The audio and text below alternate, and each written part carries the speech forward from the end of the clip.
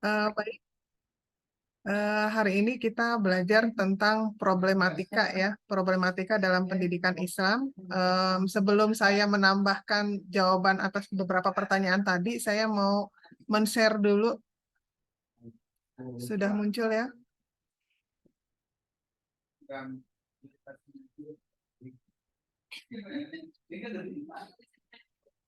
Sudah muncul slide saya?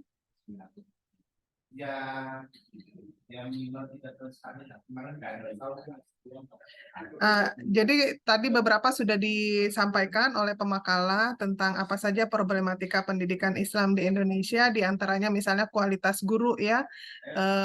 Kalau dikatakan misalnya untuk rekrutmen guru di Indonesia itu relatif lebih mudah dibanding dengan di luar negeri, sebetulnya saya kurang sependapat karena realitanya sekarang untuk menjadi guru itu tidak mudah, apalagi kalau untuk menjadi guru ASN harus mengikuti seleksi yang cukup ketat ya. Kemudian juga di samping itu juga harus mengikuti PPG gitu. Kemudian harus mengupgrade dengan beberapa pelatihan-pelatihan gitu. Karena ya memang tugas guru itu sangat banyak sekali. Kemudian masalah lain di Indonesia adalah kurikulum yang belum matang. Kurikulum yang belum matang di sini maksudnya contoh misalnya sekarang ini saat semua guru di seluruh Indonesia sudah mulai nyaman dengan kurikulum 2013, tiba-tiba misalnya harus berinteraksi lagi, belajar lagi tentang kurikulum yang baru, yaitu kurikulum Merdeka ya. Sehingga guru-guru harus selalu membiasakan, harus mengupgrade gitu. Kemudian yang lain adalah dekadensi moral. Dekadensi moral ini banyak dihadapi oleh peserta didik ya, baik itu di daerah maupun di kota, semua mengalami dekadensi moral yang diantaranya tadi juga sudah disinggung oleh pemakalah, berasal dari gadget ya. Dengan adanya gadget itu, internet yang cukup masif itu dan tidak bisa disaring, kadang-kadang muncul konten-konten yang tidak layak untuk anak-anak usia sekolah. Atau misalnya dari film, dari artikel, dan lain sebagainya. Kemudian dikotomi ilmu pengetahuan, ini misalnya ada dikotomi ya antara ilmu agama dengan ilmu umum. Kemudian yang lain permasalahannya adalah sarana dan prasarana pendidikan pada lembaga pendidikan Islam. Ini dibandingkan dengan pendidikan umum pada sekolah umum ini cukup timpang gitu ya. Kenapa timpang? Karena pendidikan agama misalnya madrasah itu kalau kita lihat di data, madrasah itu kan ada di bawah Kementerian Agama, itu jumlahnya relatif lebih sedikit dibanding madrasah negeri. Madrasah negeri mungkin tidak sampai 20%, sekitar 10-20% madrasah negeri, tetapi yang swasta lebih dari 80%. Berbanding terbalik dengan sekolah umum yang ada di bawah Kementerian Pendidikan Nasional, 90%-nya adalah sekolah negeri, sedangkan 10%-nya dikelola oleh swasta. Nah, hal ini berimbas kepada pendanaan ya, pendanaan dari APBN, dari APBD, hanya sekolah-sekolah negeri yang difasilitasi untuk sarana prasarana, kemudian untuk gaji guru dan tenaga pendidikannya, gitu kan, untuk fasilitas lainnya juga yang disupport itu biasanya adalah sekolah-sekolah negeri, sehingga ada ketimpangan gitu antara lembaga pendidikan di bawah Kemenak dengan lembaga pendidikan di bawah Kementerian Pendidikan Nasional.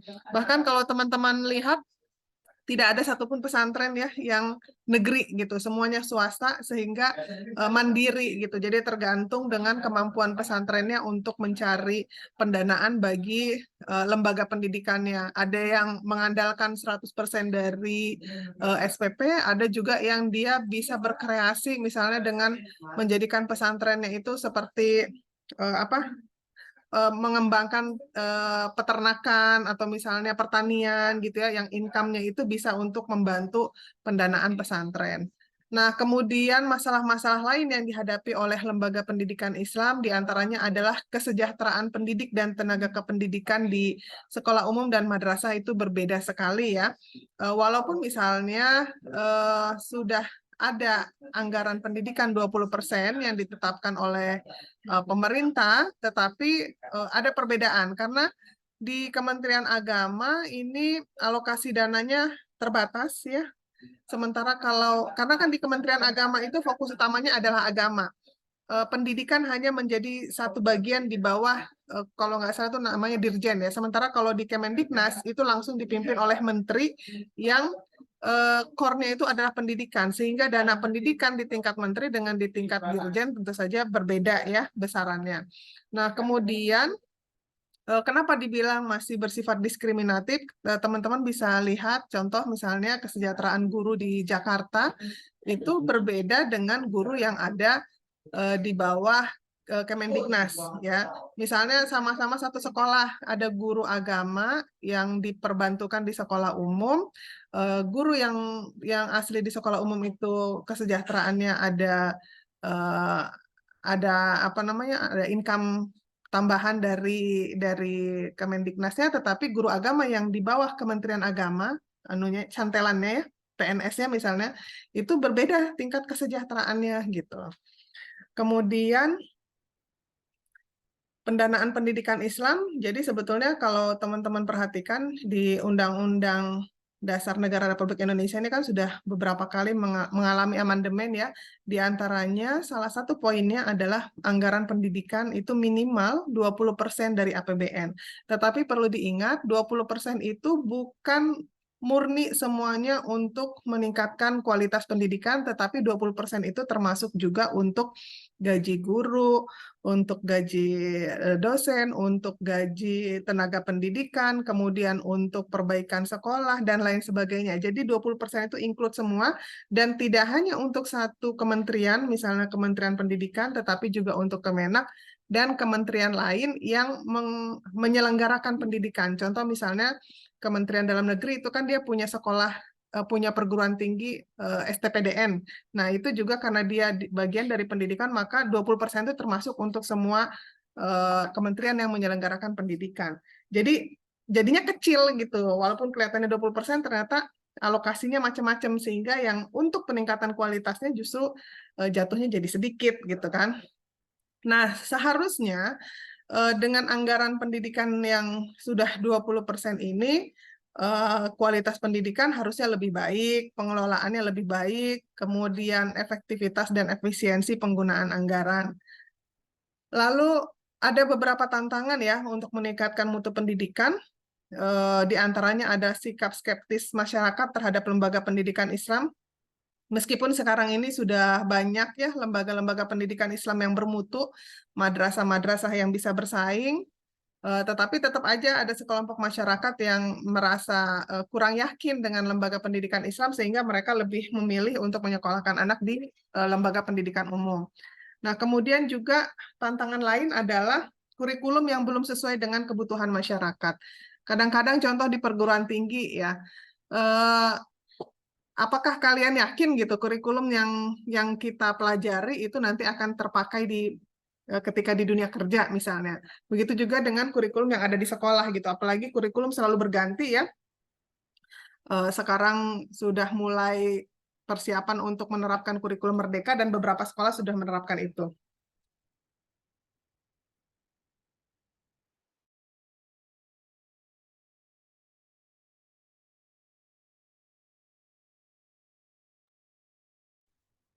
Selanjutnya adalah rendahnya daya saing lulusan.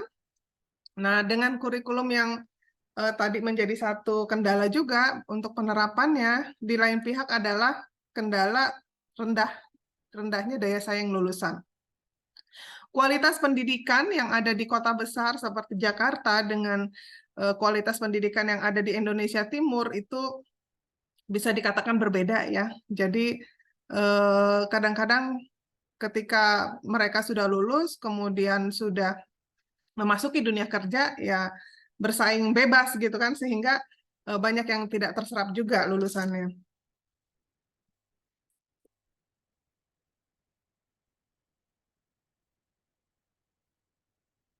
Ada beberapa solusi yang bisa ditawarkan. Yang pertama adalah mereformasi pendidikan, mengembalikan pendidikan kepada nilai-nilai agama dan Pancasila, menanamkan nilai karakter, kemudian menghilangkan ya, kalau belum bisa menghilangkan ya mencegah dulu dikotomi antara ilmu pengetahuan, kemudian anggaran pendidikan ditingkatkan. Kalau sekarang anggaran pendidikan 20% itu sebagian besar adalah untuk sekolah-sekolah negeri, kemudian ada klausul tentang wajib belajar 12 tahun.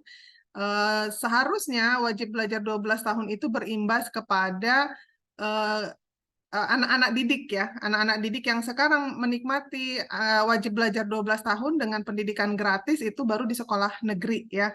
Misalnya sekolah umum SD, SMP, SMA negeri, kemudian madrasah ya, madrasah ibtidaiyah, sanawiyah, aliyah negeri itu yang mendapatkan fasilitas pendidikan gratis, SPP gratis, tetapi siswa-siswa yang ada di sekolah swasta itu kan masih bayar ya dengan biaya pendidikan yang cukup mahal.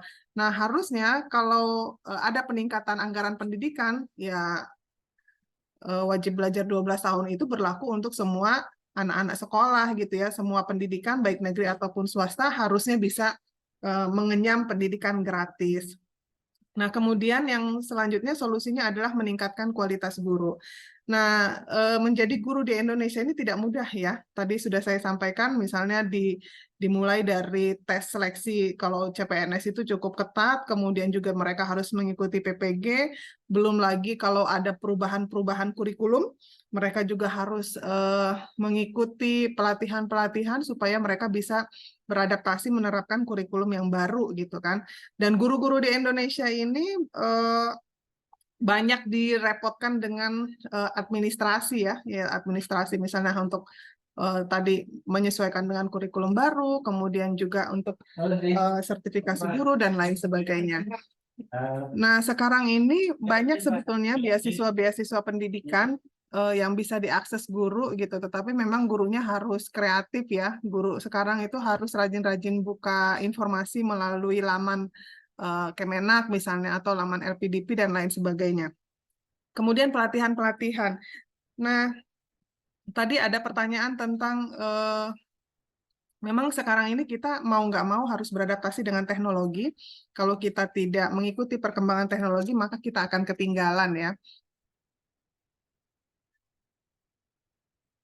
Termasuk sebetulnya ada beberapa teknologi yang bisa digunakan untuk pendidikan. Dengan teknologi AI misalnya itu udah bisa membantu guru-guru untuk mengupgrade dirinya, memudahkan para guru untuk mengajar.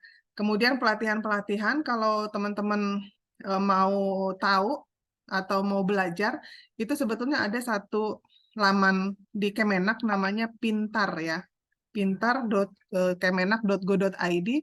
Di situ ada pelatihan-pelatihan online, tetapi kita harus mendaftar dan itu gratis, terbuka untuk umum, tidak hanya untuk guru. Jadi tergantung kita aja, kreativitas kita dan kerajinan kita untuk mencari informasi. Kemudian strategi lain adalah untuk mengembangkan lembaga pendidikan Islam.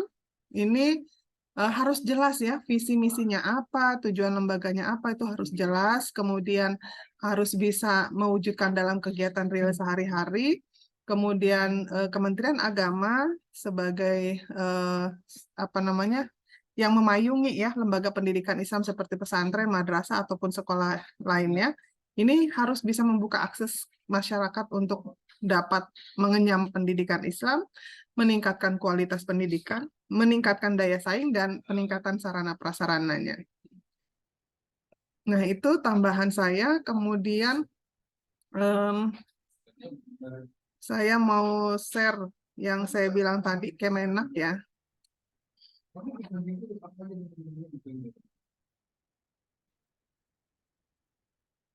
Oh ya, saya mau nambahin beberapa pertanyaan tadi. Ada tadi misalnya saya dari bawah dulu ya, yang tentang gadget gitu ya. Memang mau nggak mau, gadget itu seperti pisau bermata dua ya. Kalau digunakan dengan baik, maka bisa memberi manfaat. Tapi kalau kita tidak bijak menggunakannya, bisa merusak otak anak ya. Jadi kalau jadi guru, sekarang itu harus kreatif, harus inovatif. Anak-anak suka main gadget, maka pembelajaran juga misalnya menggunakan yang bersifat seperti game gitu ya.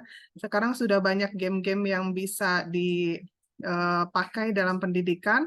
Misalnya apa yang kalian pernah gunakan? Misalnya guru lagi ngajar, terus udah gitu gurunya ada kuisis misalnya gitu kan, semacam kuisis, terus ada banyak aplikasi yang bisa anak-anak itu jadi tertarik gitu untuk belajar. Kemudian tentu saja dibatasi ya. Kalau menurut ahli pendidikan, anak-anak itu sehari itu sebetulnya jatah main gamenya itu hanya 2 jam gitu. Setelah 2 jam ya dialihkan gitu untuk kegiatan lain. Apakah mereka disuruh main di lapangan gitu ya, main bola atau main apa atau misalnya ikut kegiatan-kegiatan lain yang eh, tidak tidak berorientasi kepada gadget gitu. Nah, kemudian pertanyaan lain, nah tadi SDM ya, apakah ada teknologi yang mendukung misalnya? Yaitu tadi sekarang dengan AI macam-macam, bisa bikin PowerPoint pakai AI, bisa bikin makalah pakai AI, kemudian macam-macam gitu. Nanti kalau kalian sempat silahkan buka yang saya bilang tadi ya, websitenya itu atau lamannya itu pintar.kemenak.go.id. Kemudian pertanyaan lain, nah guru ya, guru tidak siap mengintegrasikan multikulturalisme. Nah sekarang ini memang tantangan guru cukup berat ya, tidak hanya guru harus menguasai materi pembelajarannya, strategi dan metodenya, tetapi juga guru juga harus menerima perbedaan, menerima kulturalisme yang berbeda tersebut. Bahkan sekarang Kemenak itu sedang rajin atau sedang gencar-gencarnya pelatihan-pelatihan untuk moderasi beragama. Jadi para guru, para dosen itu mereka sedang dipersiapkan untuk menjadi trainer-trainer untuk moderasi beragama. Kemudian pertanyaan tentang kualitas SDM ya dikategorikan tidak layak. Mungkin generasi yang sebelumnya masih ada ya, tetapi kalau generasi guru-guru baru sekarang ini cukup sulit ya untuk masuk menjadi guru dengan berbagai peraturan, kemudian persyaratan, tes yang cukup ketat gitu ya. Dan menjadi guru memang tidak boleh berhenti belajar ya. Contoh misalnya meskipun guru itu sudah memahami, sudah paham silabusnya, RPP-nya, tetapi dia tetap harus mengupgrade dirinya ya dengan teknologi-teknologi yang terbaru sekarang gitu. Sehingga ya mau nggak mau dia harus banyak literasi gitu ya, baik literasi digital maupun literasi lainnya. Itu jadi intinya adalah segala sesuatu itu harus mengikuti perkembangan zaman. Belum lagi misalnya kalau zaman dulu, guru-guru zaman dulu bisa menghukum siswa yang tidak disiplin. Kalau sekarang susah ya, atau terkendala dengan peraturan. Kalau gurunya galak, gurunya melakukan kekerasan dengan menghukum siswa secara fisikal, misalnya dengan memukul dengan mistar aja gitu, itu bisa dipolisikan gitu dengan hukum yang ada sekarang. Saya mau cek dulu, tadi saya sempat buka yang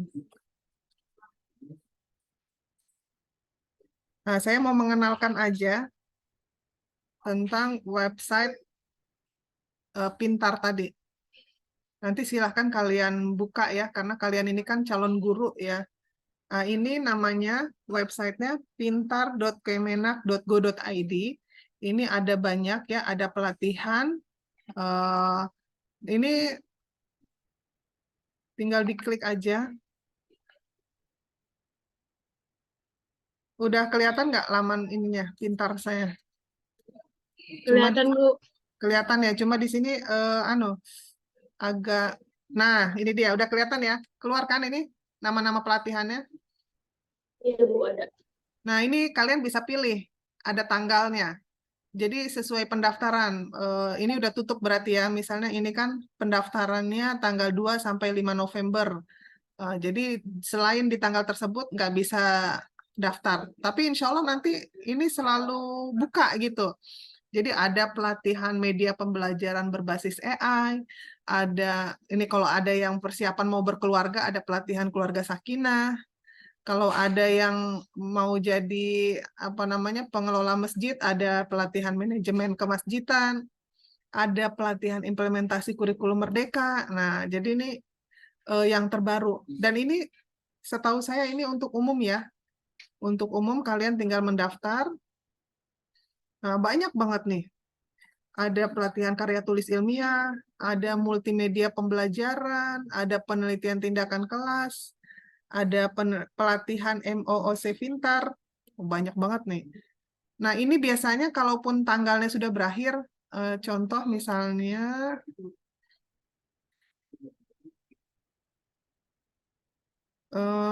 nah contoh misalnya kurikulum Merdeka. Kurikulum Merdeka ini kan udah tutup ya. Nanti dia buka lagi. Yang penting kalian rajin-rajin aja, karena sebelumnya juga sudah ada kurikulum Merdeka. Ini udah banyak eh, pelatihan-pelatihan sebelumnya. Jadi dia antar buka lagi. Contoh ini kan misalnya pelatihan keluarga sakinah ya. Ini ada pelatihan pembelajaran berbasis HOTS dalam kurikulum Merdeka. Nah, ini kan udah lewat 10 Oktober nih ya. Misalnya keluarga sakinah 10 Oktober, nanti dia ada lagi yang terbaru. Nah, ini yang 19 sampai 23 Oktober. Jadi secara berkala kalian cek aja gitu. Nah, ini bagus sekali ya. Saya udah baru nyoba 2 kali sih, dan saya dapat ilmu banyak. Contoh misalnya tentang kurikulum Merdeka gitu ya. Kalau di kampus misalnya belum belum diajarkan tentang itu, kita bisa dapat pengetahuan secara mandiri dari website ini. Jadi intinya menjadi guru itu eh, perlu inovasi dan perlu kreatif gitu, perlu mencari sendiri. Baik, itu tambahan saya tentang